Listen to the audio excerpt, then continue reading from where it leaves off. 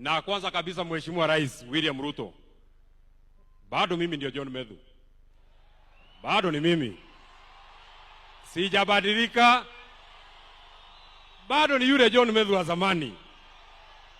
Na ile maneno Mheshimiwa Kwenya unaogopa ati nisiseme hapa, sitasema, lakini ukinisukuma nitasema. Kwa hivyo nipatie tu nafasi mimi niomboleza Mheshimiwa Kiarao.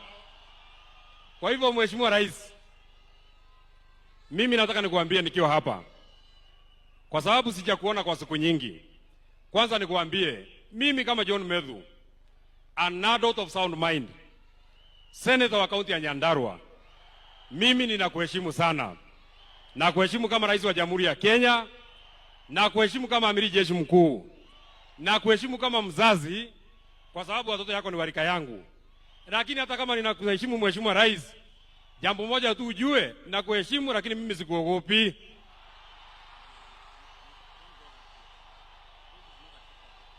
Na nimekubali.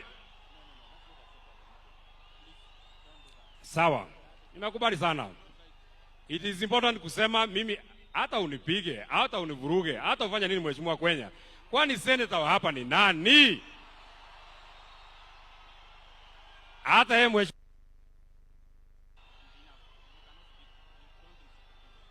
Okay, then we shall go to something else. Sawa, sawa.